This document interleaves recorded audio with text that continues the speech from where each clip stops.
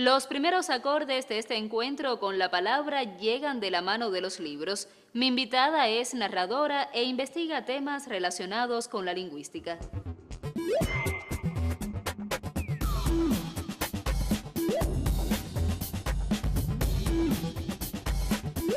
Gente de Palabra comparte la intimidad de la literatura con la escritora Marlene García Pérez. Bienvenida.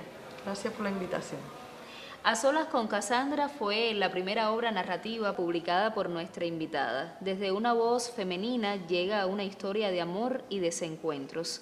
¿Cuál es el argumento que sustenta los hechos relatados en esta novela? Bueno, los argumentos son la vida de una mujer. Puede que la mía, puede que la tuya, puede que cualquiera de las cubanas de hoy. Es la niña, la joven, la adolescente, la mujer que transitó por un mundo rodeada de su padre, sus hermanos, sus novios, sus amantes, sus esposos, y que han tenido una vida no solo como estudiante, sino también como profesional. A solas con Casandra es quizás un retrato de lo que ha sido para mí y para otras mujeres que también escriben, pues el lugar que nos han dado en la sociedad. Cuando descubrí que ser mujer me hacía diferente, esta paradójica imposibilidad de mis posibilidades y unos deberes y derechos a los cuales estaban predestinadas las hembras, entonces comencé a hacer todos los personajes que quise. Crecí con ellos dentro y no es que me pareciera alguno en particular, sino que hacían cosas que me estaban vedadas. Resultaba muy cómodo asumirlos.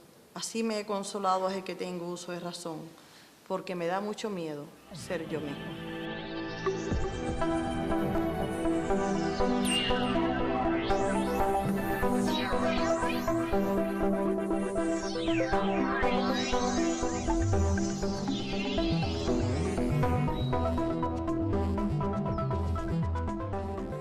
En el año 2001, Ediciones Benchomo de España publicó La Canaria o La mitad de la sombra y en el año 2012 Letras Cubana asumió la reedición del texto.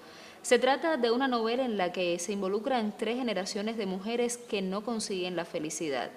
¿Qué recursos empleó para ubicar temporalmente la historia en el corpus narrativo? Las cosas que uno vive, las cosas que a uno le cuentan y los lugares donde uno ha estado son muy importantes. Y en este caso, en esta novela, son primordiales.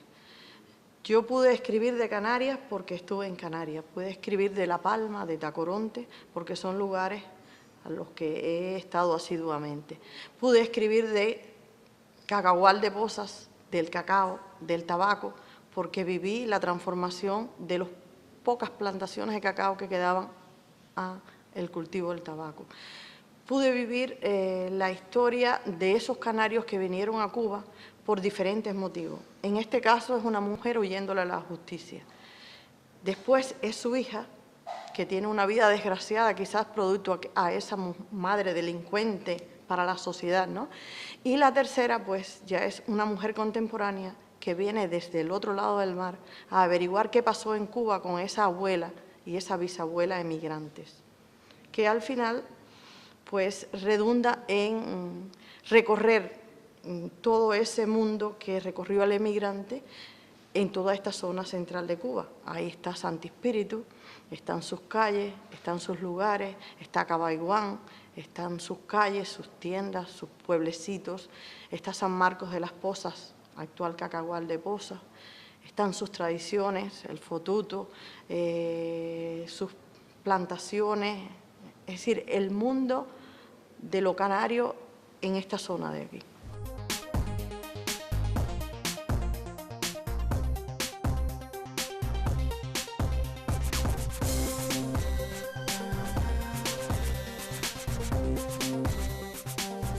Te saludo esta vez para conversar sobre un libro que tiene como centro la obra del poeta nacional Nicolás Guillén. Me refiero a Nicolás Guillén, poeta combativo ejemplar en la mirada de la teoría literaria, cuyo autor es el notable crítico, ensayista, investigador Keith Ellis, un hombre de origen jamaicano y que ha impartido clases en diversas universidades del planeta y en particular se ha dedicado al estudio de la literatura cubana y ha hecho importantes aportes en la hora de mirar la obra de Nicolás Guillén. Nicolás Guillén, quien como sabemos a pesar de su muerte en el año 1989, sigue siendo el poeta nacional de Cuba, pues algo que destaca Keith Ellis es que Nicolás Guillén aportó en elementos sustanciales de la cultura cubana a la literatura y a su discurso en sentido general. Sabemos que Nicolás Guillén es un poeta notable, pero Keith Ellis nos hace mirar aspectos específicos de su obra. Por ejemplo, la mirada de Nicolás Guillén en el sentido del ritmo, la mirada de Nicolás Guillén hacia la racialidad, y lo hace desde perspectivas que son verdaderamente novedosas.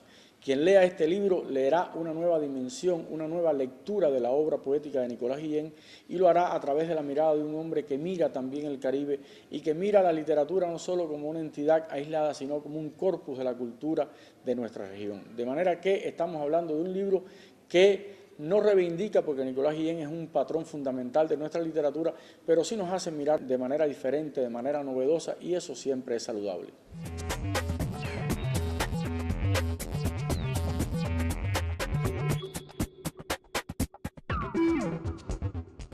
En la producción literaria de Marlene García Pérez sobresalen obras que denotan su formación como lingüista.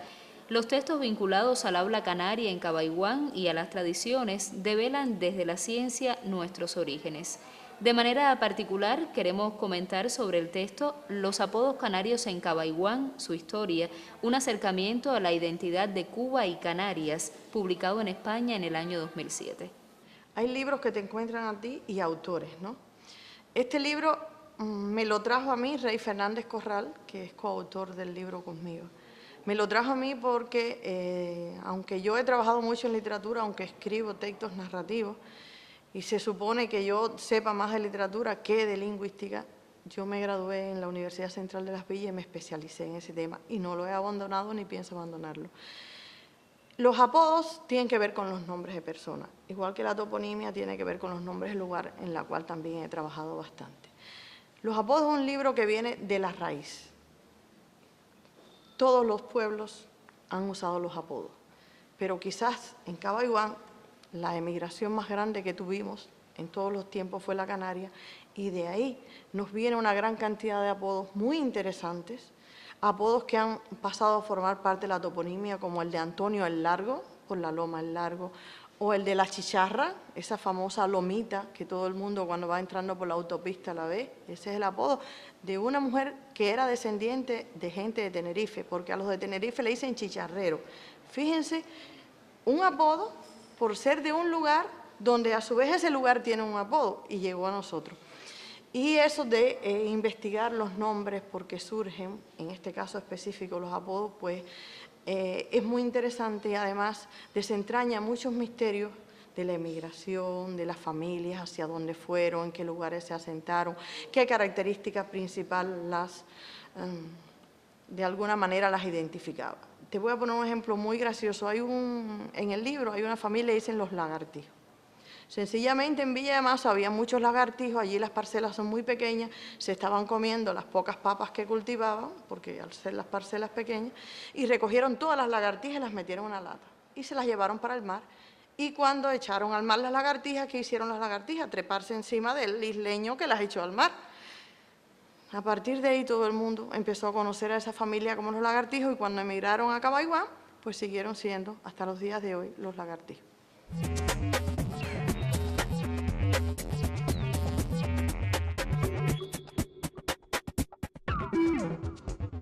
Mar no era para él una frase siempre presente, ola chocando en el arrecife, un martillo sobre las piedras, sobre los avatares de la relación, sobre un mundo construido con halagos, rosas desperdigadas en las cestas que después pintaría. Ninguna mujer era invulnerable, porque ella no. Pero eso no es suficiente, no es motivo. Para ella sí. Tú seguro buscas lo mismo que el otro. ¿Quién era ese otro? ¿El que la había abandonado?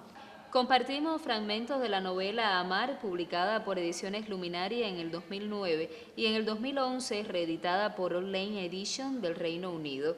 Los límites de la relación entre un hombre y una mujer fueron relatados por Marlene García Pérez. ¿Cómo es usada la figura del narrador personaje dentro de esta obra? Es un reto que intenté hacer. Algunos dicen que lo han logrado, otros creen que no. Que es narrar desde la perspectiva de un hombre. Eso no es muy común en la literatura. La Yursenar, pues, es la maestra en ese tema.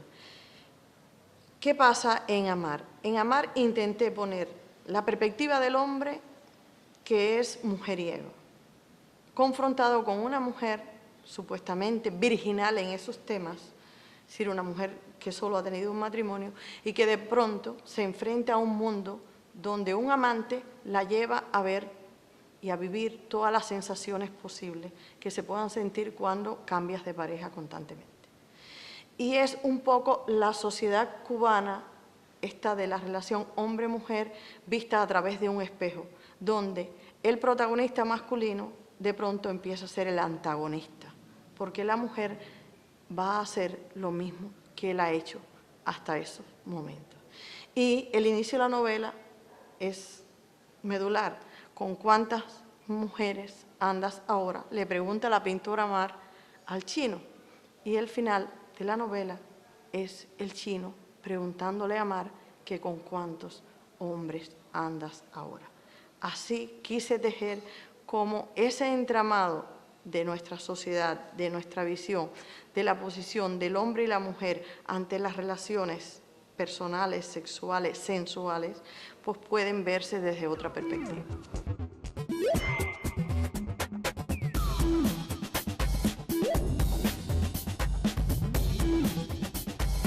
Gente de Palabra llegó a la última de las páginas de nuestro libro de hoy. Para nosotros es una suerte que usted quede con deseos de leer. Si es así, le esperamos la próxima semana.